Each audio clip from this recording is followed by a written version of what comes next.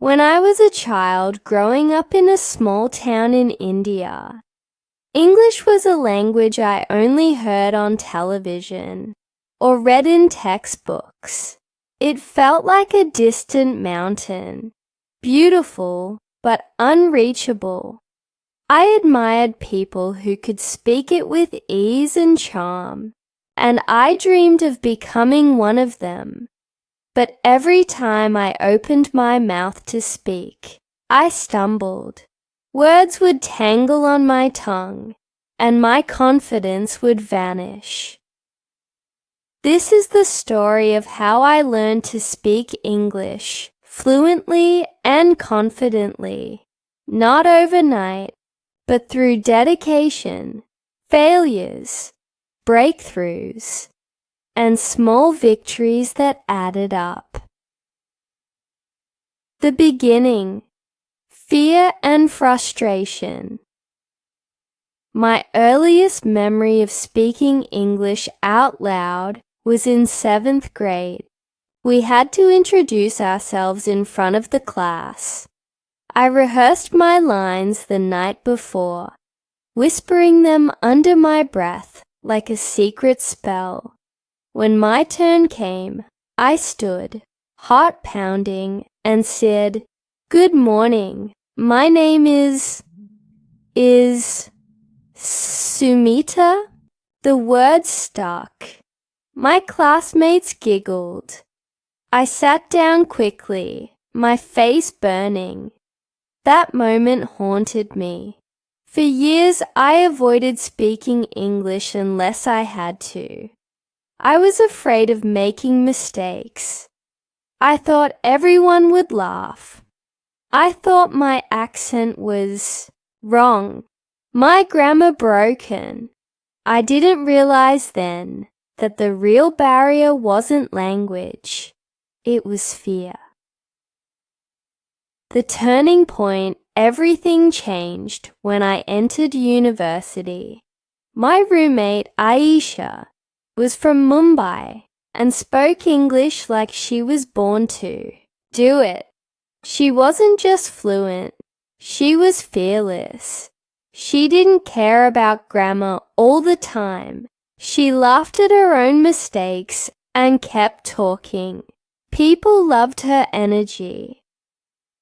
One day after a class presentation where I mumbled through my slides, she pulled me aside. "You know, Sumita," she said kindly, "your ideas are amazing. You just need to let them out. Don't let English hold you back." But I'm not good at it. I confessed. "You're not bad," she said. "You're just scared. English is like dancing. You have to move, even if you step on a few toes." That metaphor stayed with me. For the first time, I thought maybe I could dance too. Step 1. Immersion. I started with Immersion. I changed the language on my phone to English. I began watching English movies and series, first with subtitles, then without. I listened to podcasts on my way to class. Every night, I read a page from a novel out loud to myself. The goal wasn't perfection, it was comfort. I wanted English to feel like a friend, not a stranger. Slowly it began to work. I started thinking in English.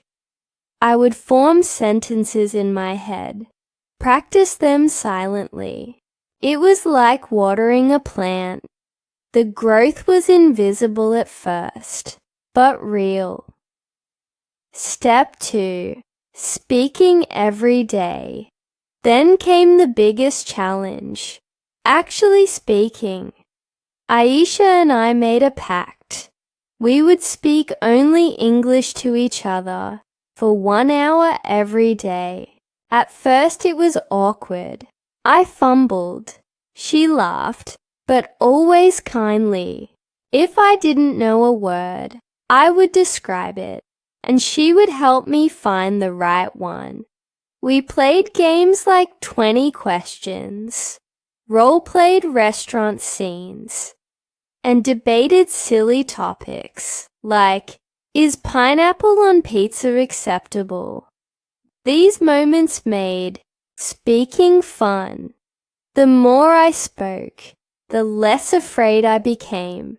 My confidence grew like muscle through use and challenge. Step 3. Embracing mistakes. One day in class, I raised my hand to answer a question about a novel. My answer came out jumbled. The main character, she was feeling a very deep, emotion of aloneness. The class was silent. My heart dropped. But then the professor smiled. You mean loneliness? She said gently. I nodded. Well said, she replied. You captured the feeling beautifully. That moment taught me a powerful lesson. Making mistakes is not the end. It's the beginning of learning. I stopped fearing them. I started collecting them. Every mistake I made taught me something new. Step 4. Shadowing and imitation. I discovered a technique called shadowing. Listening to a native speaker and repeating exactly what they say, mimicking their tone and rhythm. I picked speeches by people I admired: Oprah, Barack Obama, Emma Watson, and shadowed their voices. I would stand in front of a mirror and repeat, "You get in life what you have the courage to ask for." At first, it felt silly, but it trained my mouth, ears, and brain to work together. I became more expressive, more natural. My pronunciation improved, and my speaking became smoother. Step 5. Joining speaking groups. I found an English speaking club on campus. It was filled with people like me, learners, dreamers, doers.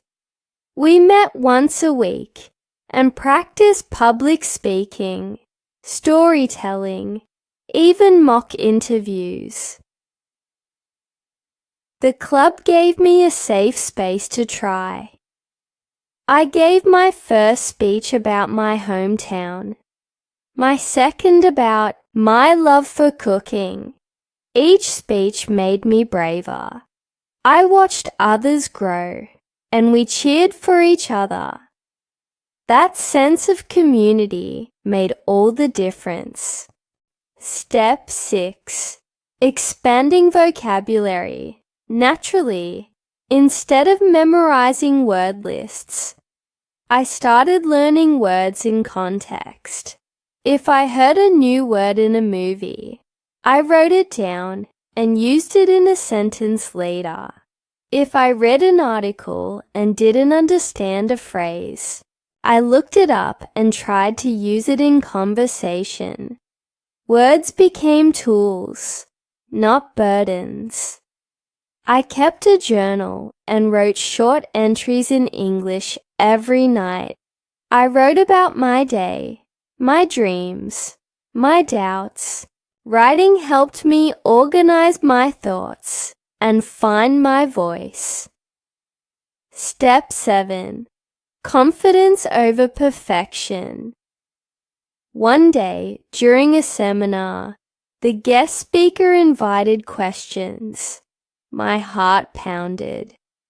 I had a question, but doubt crept in. What if I say it wrong? What if I sound stupid? Then I remembered Aisha's words. English is like dancing. I raised my hand.